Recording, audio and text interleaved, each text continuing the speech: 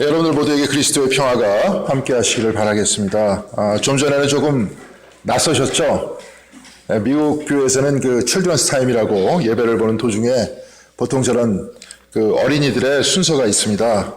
어린이들은 부모님들과 같이 예배를 드리다가 보통 설교 전에 교회 전도사님이나 교사들이 나오셔서 어린이 설교를 하고 그런 다음에 이제 교실로 되돌아가서 공과 공부를 합니다.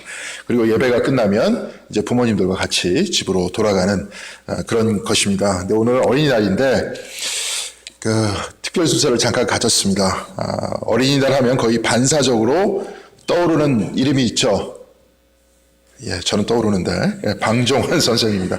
애초에 어린이날을 만든 이유는 어린이들에게도 독립정신을 고취시키자. 그래서 어린이날을 만든 것이다. 그렇게 들었습니다. 그렇지만 젊은이 늙은이와 같이 이라는 말을 써서 어린이 하면 어린이도 존중해줘야 된다. 그 의미에서 어린이라는 말을 최초로 사용하신 분이 방종환 선생님이십니다.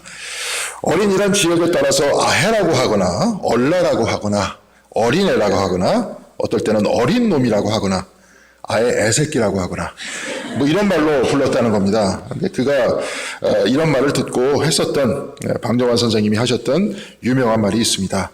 어린이를 내 아들놈, 내 딸년하고 자기 물건같이 알지 말고 자기보다 한결 더 새로운 시대의 새 인물인 것을 알아야 한다. 어른보다 더 새로운 사람, 그래서 어른의 생각을 넘어서는 사람이라는 것을 알아야 한다는 겁니다. 그래서 이때부터 어린이라고 했습니다. 본래 어린이날은 5월 첫째 주 주일이었는데 해방 후에 5월 5일로 바뀌었다고 합니다. 다 자라지 못한 인간이라 폄훼하던 아이나 어린 놈이 어린이로 바뀌었지만 2000년 전 예수께서는 누가 더 크냐고 다투는 제자들 앞에 어린이들을 데려다 놓고 누구든지 첫째가 되고자 하면 무사람의 끝이 되며 무사람을 섬기는 자가 되어야 하리라 하시면서 마가복음 9장 36절에서 37절까지 이렇게 말씀하셨습니다. 어린아이 하나를 데려다가 그들 가운데 세우시고 안으시며 제자들에게 이르시되 누구든지 내 이름으로 이런 어린아이 하나를 영접하면 곧 나를 영접하며 누구든지 나를 영접하면 나를 영접함이 아니요 나를 보내신 이를 영접함이니라. 우리들에게 어린이를 영접하라고 말씀하셨는데요. 영어로는 웰컴인데 요즘에는 환대라는 말을 사용합니다. 가운데 세우시고 어린아이를 안으셨습니다. 어린이와 한 몸이 되셨고 어린이만큼 낮아지셨습니다. 그리고 나는 이들과 같다. 이들과 같이 작은 사람으로 왔고 첫째로 온 것이 아니라 끝으로 왔다고 말씀하고 계십니다. 예수의 자리는 성인의 자리가 아니고 어린애의 자리라는 것입니다. 랍비와 바리새인의 자리가 아니고 죄인과 병자의 자리였습니다. 당시에 특권을 행사하던 남성의 자리가 아니었고 이 남성에게 억압을 받던 힘없는 여성의 자리였습니다. 그리고 예수께서는 바로 이 사람들을 환대하는 것은 예수를 환대하는 것이고 나아가 아버지 하나님을 환대하는 것이라고 말씀하셨습니다. 가장 작은 자를 가장 높이고 환대하는 그 자리에 하나님의 나라가 열릴 것이라는 말씀입니다. 이 작은 자 혹은 어린이를 오늘 읽은 요한복음 21장 15절에서는 어린 양이라고 했습니다.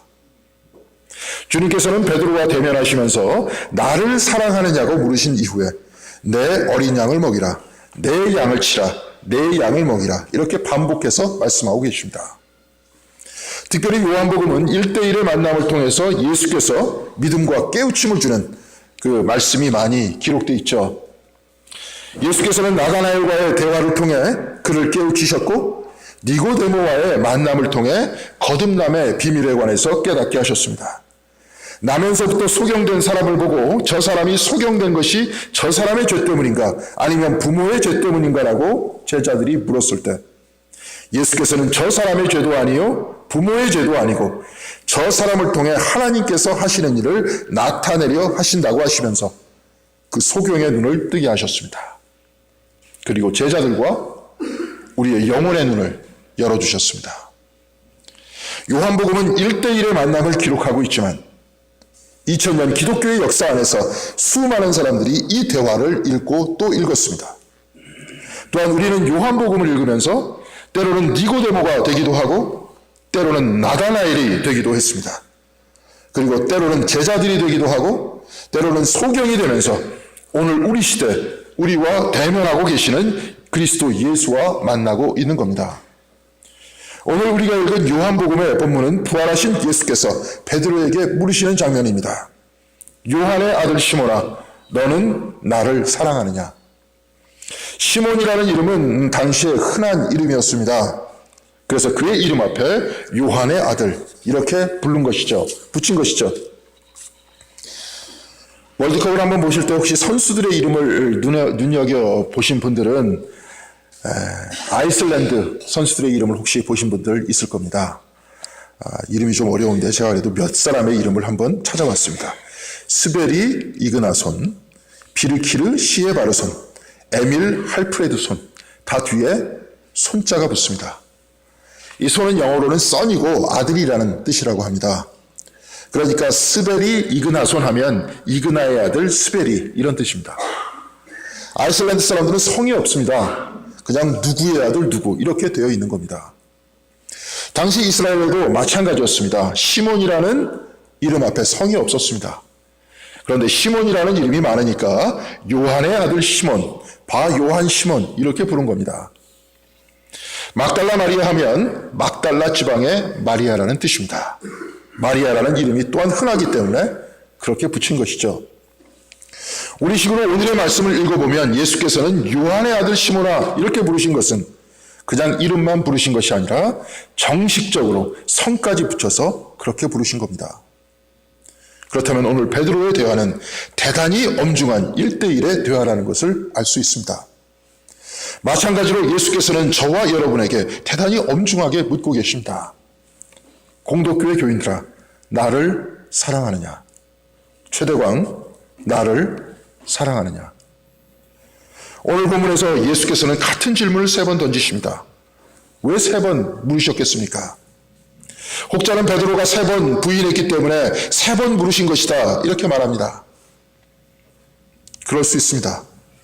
혹자는 예수의 질문과 베드로의 대답 사이에 있었던 사랑의 히라보 단어가 다르다는 것에 주목하기도 합니다. 예수께서는 너는 나를 사랑하느냐 이렇게 물으셨는데 그 사랑의 히라보 원어는 아가페이고 베드로가 대답했던 사랑의 히라보 원어는 필로스입니다. 나를 사랑하느냐 아가파오메 이렇게 물으셨는데 베드로는 당신을 사랑합니다. 필로데 이렇게 대답합니다. 아가페는 보상을 바라지 않고 주는 사랑입니다. 하나님께서 우리에게 해와 비를 내려주실 때 우리에게 그 어떤 보상도 바라고 있지 않습니다. 요구하지 않으십니다. 그냥 주시는 것입니다. 이렇게 보상을 바라지 않고 그냥 주는 사랑이 아가페의 사랑이라고 합니다. 그런데 필로스란 친구 간의 사랑입니다. 한마디로 우정입니다. 그런데 친구라 하면 그 관계가 조금 멀게 돼 있죠. 지켜야 할 것은 지켜야 하고 감추어야 할 것은 감추어야 합니다. 친구 간에 할 수 있는 말이 따로 있고 가족 간에 나눌 수 있는 대화는 따로 있기 때문에 그렇습니다. 오늘 이 본문을 이 관점에서 다시 읽어보면 주님은 아가페를 요구하시고 베드로는 필로스까지만 할 수 있다. 바로 이 말이 될 수 있을 것 같습니다. 그리고 3번째 주님께서는 나를 사랑하느냐 이렇게 물으셨는데 주님께서는 이때 아가페라고 말씀하지 않으시고 필레이스메 이렇게 물으십니다. 마지막으로 주님께서는 너는 나를 친구로 사랑하느냐 이렇게 물으셨을 때 베드로는 여전히 필로데 주님을 우정으로 사랑합니다 이렇게 대답하죠.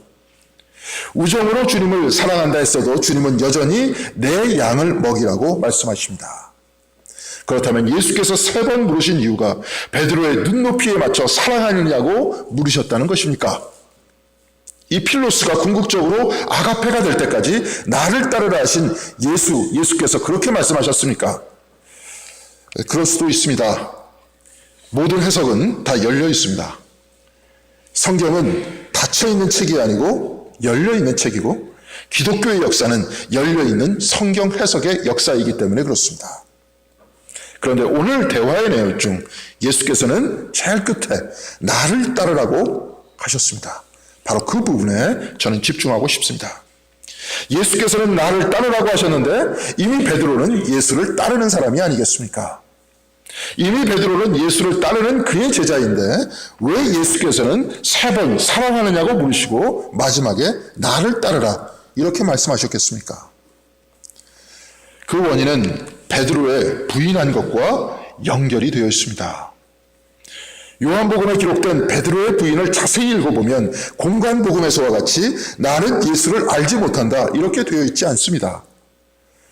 요한복음 18장 25절입니다. 시몬 베드로가 서서 불을 쬐더니 사람들이 묻되 너는 그 제자 중 하나가 아니냐? 베드로가 부인하여 이르되 나는 아니라 하니. 너는 예수의 제자냐? 사람들이 이렇게 물었을 때 베드로는 나는 아니다 이렇게 대답합니다. 나는 예수를 모른다가 아니라 나는 그의 제자가 아니다. 이것이 베드로의 대답이었고 바로 이것이 베드로의 부인이었습니다. 베드로는 예수를 부인한 것이 아니라 예수의 제자됨을 부인한 것입니다. 그렇다면 나는 예수를 따르는 사람이 아니다. 혹은 나는 예수를 따르지 않겠다. 이 말 아니겠습니까? 베드로의 자리에 우리를 대입해 보겠습니다. 우리는 예수의 제자입니까? 우리는 예수를 따르고 있습니까? 아니면 예수를 찬양만 하고 있습니까? 마태복음 7장 21절에 나더러 주여 주여 하는 자마다 다 천국에 들어갈 것이 아니요 다만 하늘에 계신 내 아버지의 뜻대로 행하는 자라야 들어가리라 하셨는데 오늘 우리는 여전히 주여 주여만 하고 있지 않습니까?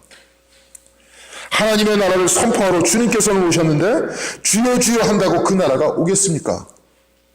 하나님의 뜻대로 살아내는 사람이 모였을 때 그곳에 하늘나라가 이루어지는 것 아니겠습니까? 이 땅에 예수를 찬양하는 사람은 많아도 예수의 뒤를 따르는 사람은 별로 없는 것 같습니다.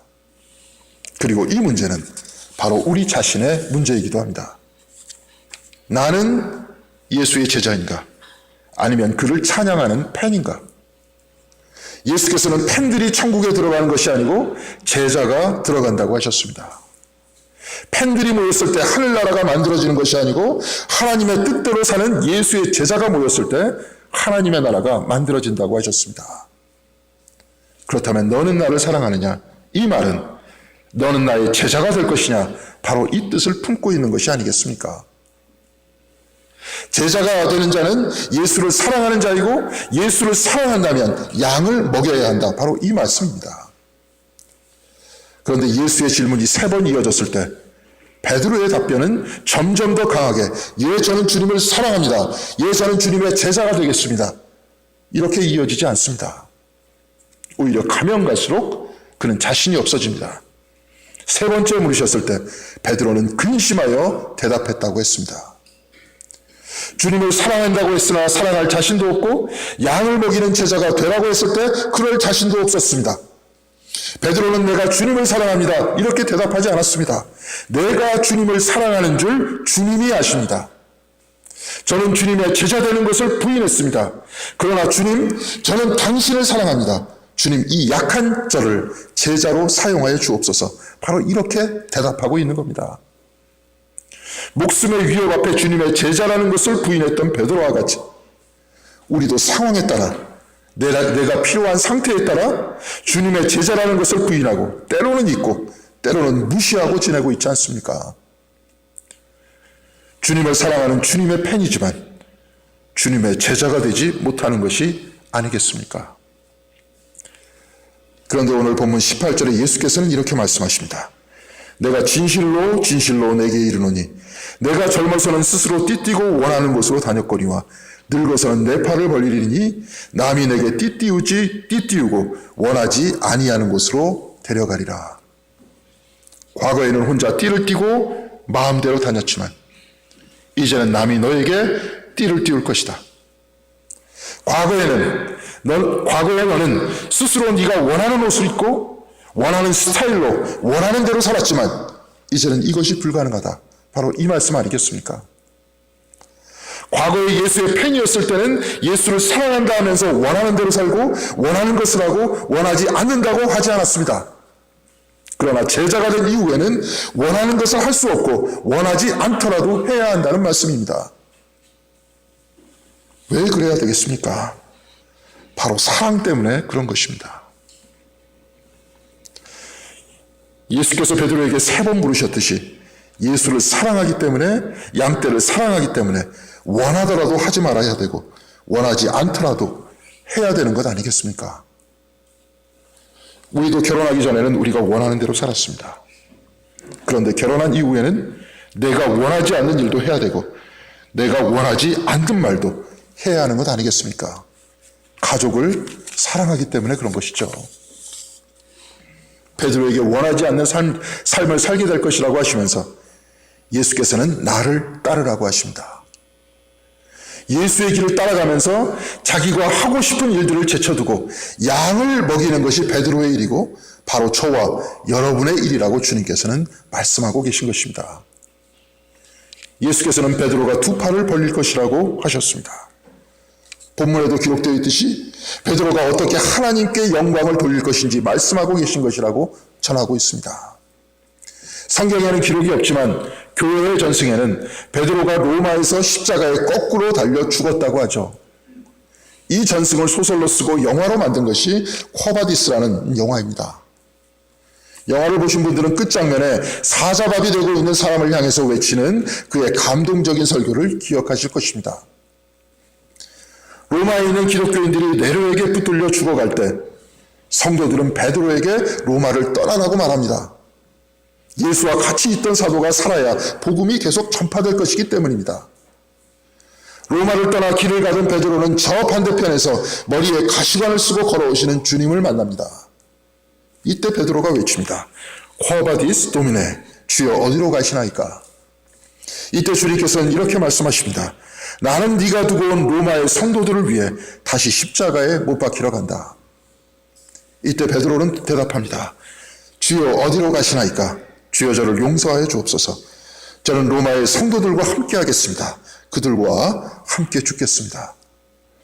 그리고 베드로는 돌이켜 로마로 갑니다. 내 양을 먹이라는 주님의 말씀을 실천하기 위해서 다시 돌아간 것입니다. 그런 로마의 양들에게 영생의 확신, 그 고귀한 양식을 먹이고 십자가에 거꾸로 매달려 죽습니다. 네로에게 붙들려 콜로세움에서 사자들 앞에서 두려워하던 성도들에게 베드로는 확신의 말씀을 전합니다. 이들에게 평화가 있을지어다. 주님 저들에게 힘과 용기를 주시옵소서. 예수 그리스도의 이름으로 이곳에서 죽는 주님의 자식들은 오늘 다 함께 천국에 서리라. 네로의 나라는 잠깐이나 하나님의 나라는 영원하리라. 이때 베드로는 붙들려가고 베드로가 먹인 그 생명의 양식에 용기를 얻은 성도들은 찬송가를 부르면서 사자들의 공격을 받습니다. 비록 부족하지만 베드로는 주님께서 부탁하신 양떼를 먹였고 주님께서 명령하신 십자가의 길을 갔습니다. 과거에 그는 자기가 원하던 대로 띠를 띠고 자기가 원하는 길을 갔지만 이제 남들이 그에게 띠를 띠우고 그가 원하지 않는 곳으로 데리고 갔습니다. 원하지 않았지만 그 길을 갔던 이유는 예수를 사랑하고 로마의 성도들을 사랑하기 때문에 그런 것 아니었습니까? 주님께서는 우리에게 물으십니다. 나를 사랑하느냐? 내 제자가 되겠느냐? 그리고 명령하십니다. 내 양을 먹이라. 제자가 되기에 부족한 우리는 베드로와 같이 주님, 내가 주님을 사랑하는 줄 주님께서 아십니다. 이렇게 대답할 수밖에 없습니다. 그런데 하나님께서는 예수의 제자가 되기 위해 완벽한 사람을 부르시는 것이 아닙니다. 하나님께서는 부족한 사람들을 택하여 당신의 역사를 이루어 가시지 않았습니까? 아브라함도 부족한 사람이었고 이삭도 부족한 사람이었고 야곱과 요셉도 부족한 사람이었습니다. 그러나 하나님께서는 그들과 동행하셨고 부족한 그들을 통해 당신의 역사를 이루어 가셨습니다. 부족하지만 하나님께서 부르셨으니 그리고 하나님을 사랑하고 예수를 사랑하고 또한 우리 모두에게 맡기신 이 공복교회를 사랑하고 우리가 서로 사랑하니 내가 원하는 것을 포기하고 원하지 않는 것도 해야 하는 것 아니겠습니까? 비록 나는 자유롭고 싶지만 저는 그 자유를 포기해야 하고 원하는 곳으로 가고 싶지만 나의 원함이 아닌 이 공동교회가 원하는 것으로 그 길로 가야 하지 않겠습니까? 주님께서는 우리들에게 물으십니다. 나를 사랑하느냐? 나의 제자가 되겠느냐? 우리들도 주님을 사랑하기 때문에 우리들의 어린 양들을 사랑하기 때문에 원하는 것을 포기하고 원하지 않는 것도 해야 하는 것 아니겠습니까? 장로님들은 장로님들대로, 권사님들은 권사님들대로, 집사님들은 집사님대로, 성가대원들은 성가대원대로, 교사는 교사대로 하고 싶은 것 포기하고 원하지 않는데도 해야 할 때도 많지 않습니까? 우리가 다 포기하는 이유는 주님에 대한 사랑 때문이고 우리 서로 간의 사랑 때문에 하고 싶지 않은데도 해야 한다고 하고 있는 겁니다. 그냥 의무이기 때문이 아니라 그 속에 주님에 대한 사랑과 교회에 대한 사랑과 서로에 대한 사랑이 있기 때문에 원하는 일을 하지 말아야 되고 원하지 않는 일을 해야 하는 것입니다. 이제 곧 예배를 마치고 식사를 하는데 식당의 봉사도 힘이 듭니다. 쉽지 않습니다. 이것도 내가 원해서 하는 것이 아닙니다. 그래도 사랑하기 때문에 하는 것 아니겠습니까? 주일날, 수요일날 오셔서 식사하고 기뻐하시는 성도님들이 계시니까 힘들어도 하는 것 아니겠습니까? 특별히 오늘은 어린이 주일입니다. 그래도 좀 다행입니다. 공덕교회 어린이들이 몇 명이라도 남아있어서, 그래도 학생부가 있어서 교회학교의 명맥을 유지하고 있어서 다행입니다. 그런데 우리 모두가 봤지만 이제 걱정이 앞섭니다. 우리의 미래가 별로 보이지 않기 때문에 그렇습니다. 이제 교회학교의 부흥과 청장년의 부흥을 위해서도 우리가 해야 할 일, 비록 원하지 않지만 자유롭고 싶지만 해야 할 일을 해야 할 때가 온 것입니다.